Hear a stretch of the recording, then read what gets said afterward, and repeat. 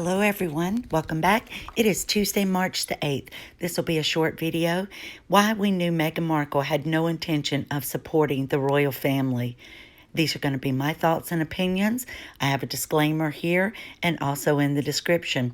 But I want to go back for just a moment and tell you that I don't know when you all realized that there was something up with her and that everything may not be as it seemed. But I noticed it and I wanted to like her and did like her. But at the engagement interview, I didn't like the way she was hanging on him. I didn't like the things that she was saying and how I could tell that she was controlling when he spoke and how he was looking to see the expression on her face when she was saying things as to whether or not he should speak, or if he was saying too much, or he was allowing her to direct him. And I thought, who does that? If you're equal partners, you work together as a true team and you don't try to control one another. One of the other things that bothered me is her wearing a white wedding gown. This was not her first wedding, and it could have even been her third, allegedly. But why would you, in a place where tradition means everything, why would you want to wear a white wedding gown where everybody knows it's not your first wedding? She should have worn a different color, off-like, candlelight, even something, the color that Princess Diana wore, which surprised me. I thought she would wear her dress or something, almost identical to it, because you could tell she was a sycophant to Princess Diana.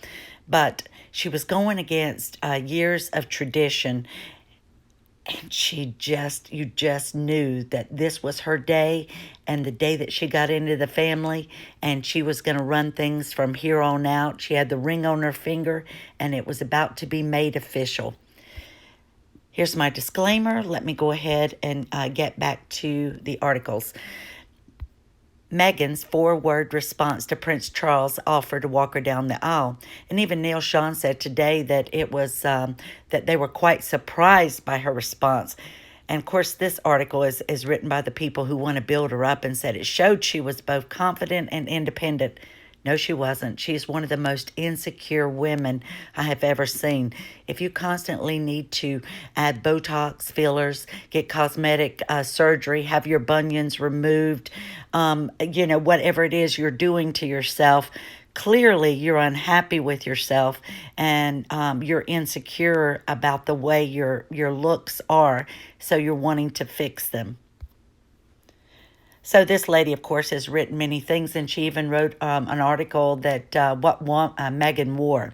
Just before Meghan's May 2018 wedding to Prince Harry, Meghan Markle found out her father, Thomas Markle, would not be attending and therefore couldn't walk down the aisle as planned. Well, we know he had a heart attack, and she's the one who gave him the heart attack leading up to the wedding. She never wanted him there. She never sent him an invitation. She never sent him a plane ticket. She never made arrangements to get him a tuxedo for that. Was she going to just fly him over the day of and expect that he would have all of those things sorted out? Of course not. You wouldn't do that to any member of your family. You would look after their every need, make sure everything was taken care of, give them the information about the protocol, what was going to be expected, what they would need for the trip.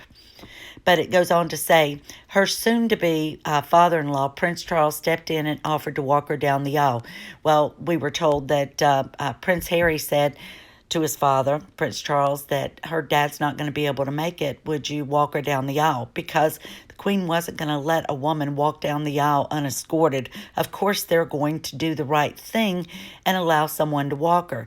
But in a new royal book that's coming out, author Robert Hardman reveals Meghan's exact response to the Prince of Wales' offer was, which he says showed that she was confident and independent. No, she was neither confident nor independent. In a response to his offer that caught Charles off guard, well, of course it would. Meghan replied in 4 words, "Can we meet halfway down the aisle?" Well, I don't think this went over very well. And again, this is against protocol and tradition. It's just not done.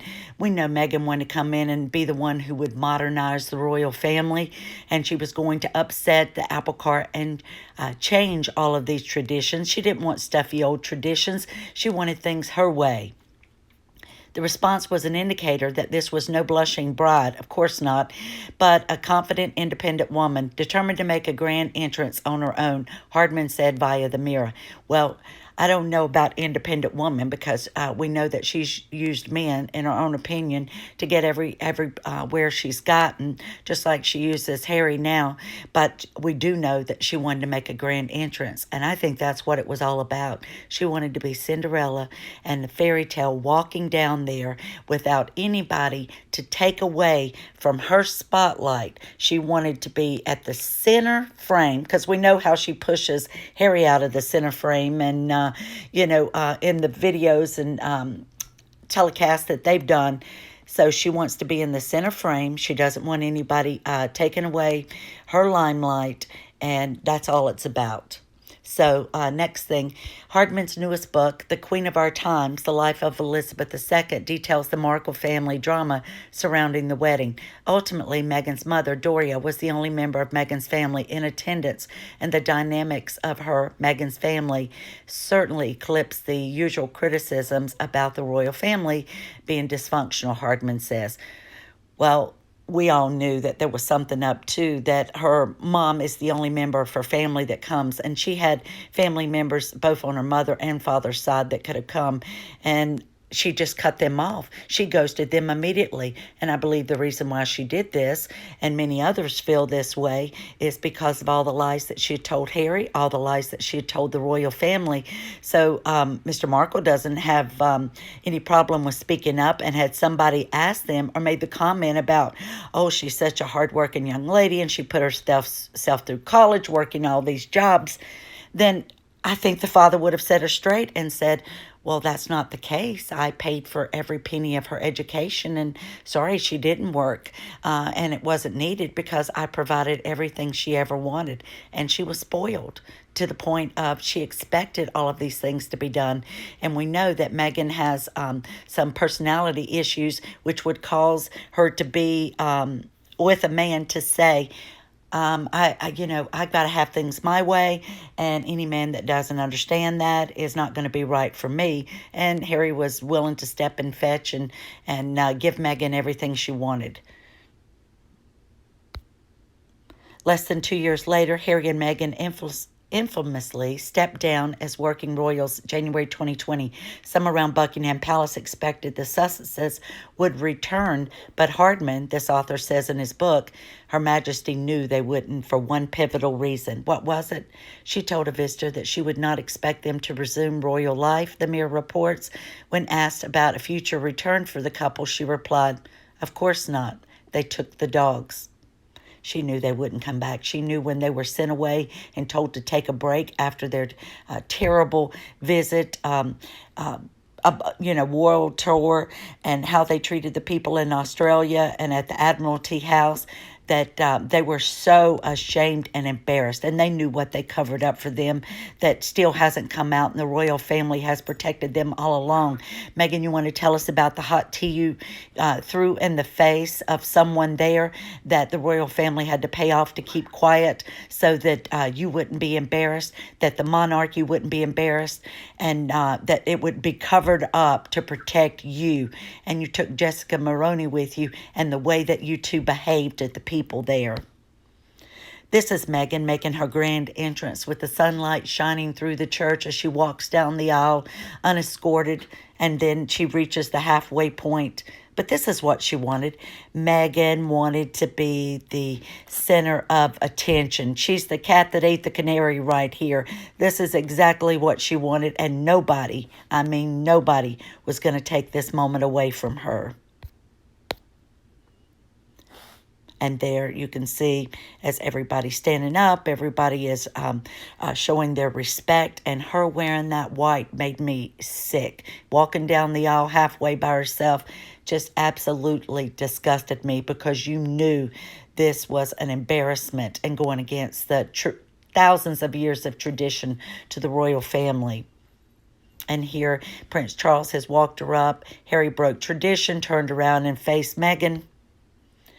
Yet as brides or women in general are becoming more independent, it says that they feel that this is an archaic tradition that simply isn't aligned with their personality anymore. Instead, they choose to walk along or with their partner and show equality. This is what it was all about, people. Because I put, why would a bride walk down the aisle alone?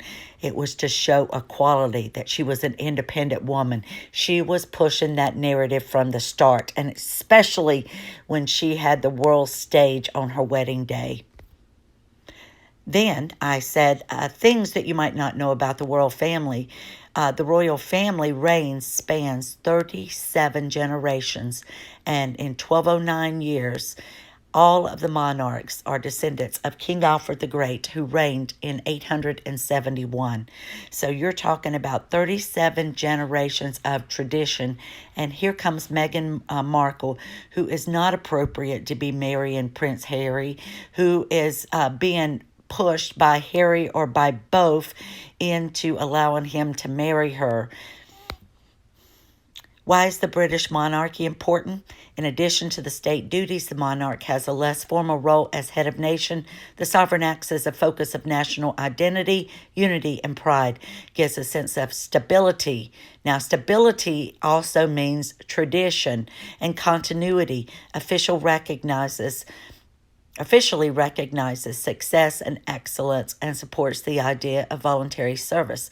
So they're all about tradition. This family, Queen Elizabeth, has, during her reign, has ruled with tradition in mind, just like her parents did and just like the generations before them. So the British royal history proves that with great power comes great responsibility, great deal of rules, while the role of the crown in contemporary society is largely symbolic. So even with being symbolic, to me, that screams tradition. Vestiges of traditions passed down during the monarch's 1,000-year reign are potent reminders of the past. So now here comes this girl in. She's wearing white. She doesn't want to be escorted down the aisle all the way. She doesn't allow her family to come, only her mother. Everything she's doing is going against tradition. They're trying to work with her. They're trying to allow her to have what she wants, but they're also realizing that she will be left open to criticism if she were allowed to walk all the way down the aisle by herself. People would have said, well, couldn't somebody in the royal family have walked her down since she didn't have a family member there? They're looking ahead, and they know these things because they have years of experience and wisdom behind them to know how different things play out in the public eye. But Meghan showed us right from the start, especially the engagement interview, that she wasn't there to be a member of the team, that she wasn't going to join the royal family and to do what was told of her. We know she was directed and trained, and she didn't want to follow royal protocol. And her and Harry were going to modernize the monarchy. They were going to be the most popular, and in her mind, she thought they were going to sit on the throne someday. So everything she did from the time she set a foot out and said, you know, she's ready to get going, is she didn't care what anybody else thought. She was going to do what she wanted to do, and nobody was going to stop her. And anybody that got in her way, she was going to be vindictive, and she was going to unleash the wrath of Meghan to go after them. Harry, you're just as much to blame. You gave in to this. The two of you together are the most toxic couple I've ever seen. Again, these are my opinions. Let me know what you think. Don't you think by breaking all of these rules and traditions that she showed us right from the very start the type of woman that she was going to be, and it wasn't one that we could look up to and respect. Thank you for watching. Have a blessed day. I'll be back soon.